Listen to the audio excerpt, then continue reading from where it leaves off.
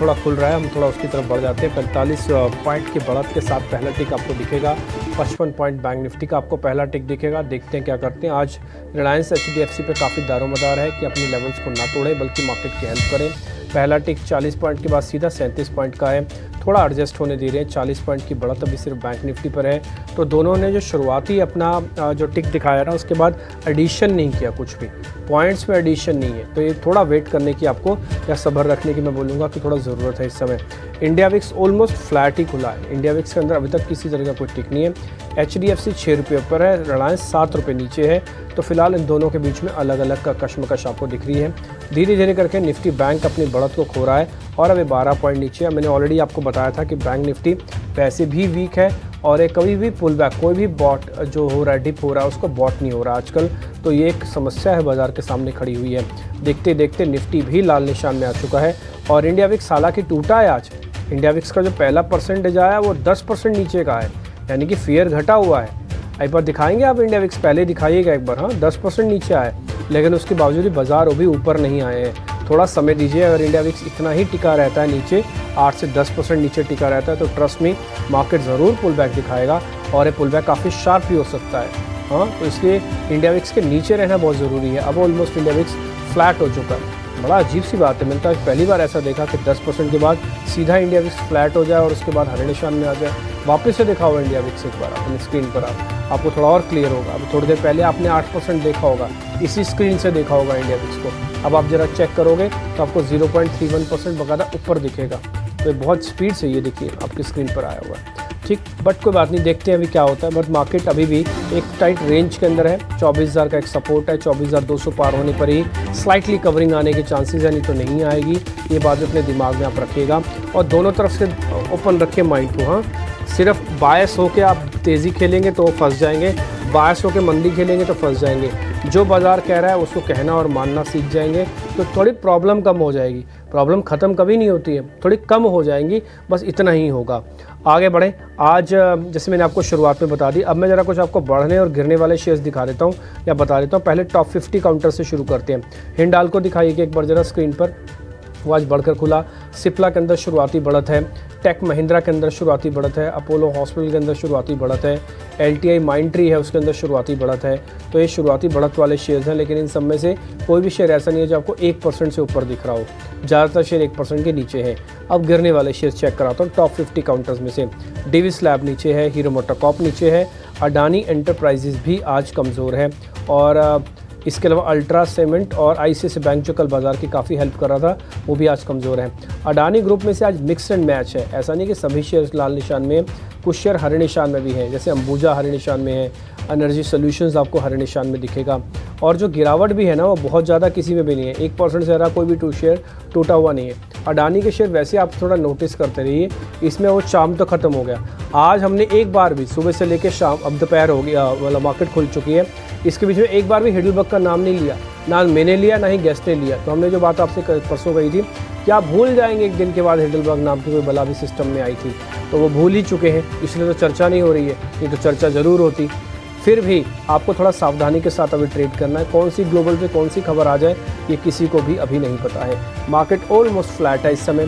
Bank Nifty में 40 point की गिरावट है। निफ्टी इस समय करीब 2-4 पॉइंट ऊपर आके कामकाज कर रहा है। हीट मैप एक बार ज़रा स्क्रीन पे लेके आइए और उसके बाद आपको थोड़ा बहुत और आइडिया लग जाएगा कि कहाँ पे कौन सी चीज़ चल रही है। ये अभी तो हीट मैप हम स्टॉक्स का दिखा रहे हैं। अगले सोमवार आते आते तक हम आपको सेक्टर्स का हीट मैप भी दिखाने लग जाएंगे, ताकि सेक्टोरियली मूवमेंट को आपको पकड़ने में बहुत आसानी हो पाए। ऊपर आप देखेंगे तो ज़्यादातर आपको हिंडाल्को, टाटा मोटर्स जैसे दोनों बढ़िया प्लेयर मिल रहे हैं। टाटा मोटर्स तो आपको पता ही 1000 के ऊपर आती है, स्पीड से चलने लगता है, तो आप देख रहे होंगे 1000 के ऊपर का नंबर इसको दिख रहा है आपको। टेक महिंद्रा IT में मेरे को लग रहा है कि थोड़ा आज प्ले कर सकता है। आज निफ्टी IT इंडेक्स भी ओपनिंग अच्छी हुई है और आपको ध्यान है US के अंदर भी नेस्डैक की कल की क्लोजिंग अच्छी हुई है। तो ये सारी चीज़ें इंडिकेट करते हैं थोड़ा बहुत IT के अंदर ज़्यादा नुकसान नहीं होगा। डिविस लैब आज टूटा, हीरो मोटोकॉर्प टूटा, अल्ट्रा टूटा, ये सब के सब वेटेज 1-2% की है। फिलहाल मार्केट में वेट एंड वॉच करने के अलावा भी कोई चारा नहीं है, क्योंकि ना ही सपोर्ट टूट रहे हैं ना ही रेजिस्टेंस टूट रहे हैं। जोर की चर्निंग हो रही है मार्केट के अंदर, जोर की शेकिंग हो रही है मार्केट के अंदर। इसी को एब्जॉर्ब करना है आपको अपने हिसाब से। बस ये मोटा मोटी मेरा तो आज की रीडिंग है। आज मैं कोई शेयर प्लस नहीं करूँगा, कोई माइनस नहीं करूँगा। मेरे को ऐसा अभी कोई एक्साइटमेंट मार्केट के अंदर दिख नहीं रहा।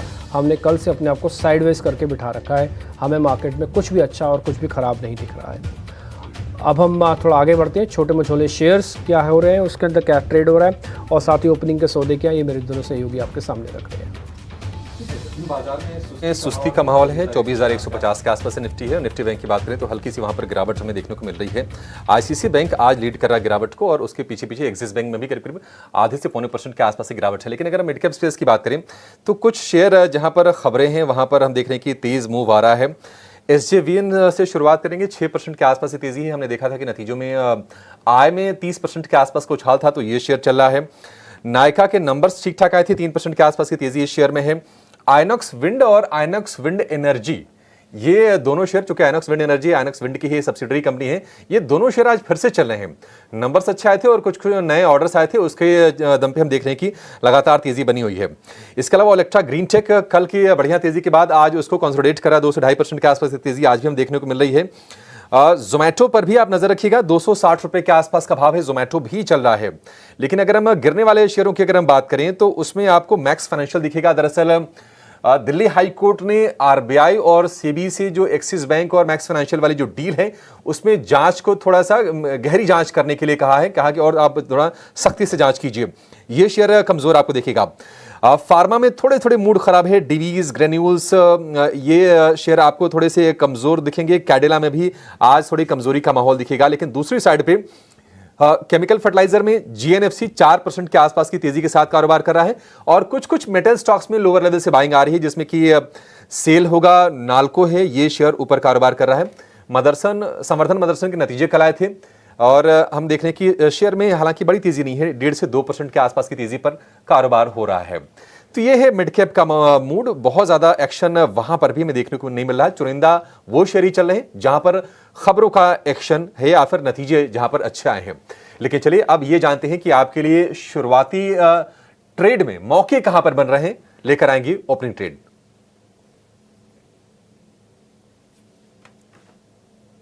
तो चलिए ओपनिंग ट्रेड्स की शुरुआत करते हैं। हमारे सभी एक्सपर्ट्स हमारे साथ मौजूद हैं। सोनी, ध्वनि और साथ ही राहुल शाह भी मौजूद हैं। और अब स्वागत करेंगे रजत बोस का भी। उन्होंने भी समय निकाल के हमें अभी ज्वाइन किया है।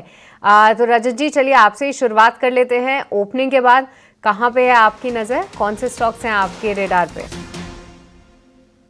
देखिए, मैं आज प्राइमरीली स्टेट बैंक के ऊपर मेरा ध्यान केंद्रित करते हैं, क्योंकि इसमें जस्ट एक पुल बैक रैली अभी दिखाई दे रहा है। बट ये वो पुल बैक रैली पार करके ऊपर जाना इसके लिए थोड़ा मुश्किल रहेगा। तो मैं इसमें बोलूंगा कि ऊपर अगर मिलता है तो आप इसमें शॉर्ट सेल कर सकते हैं।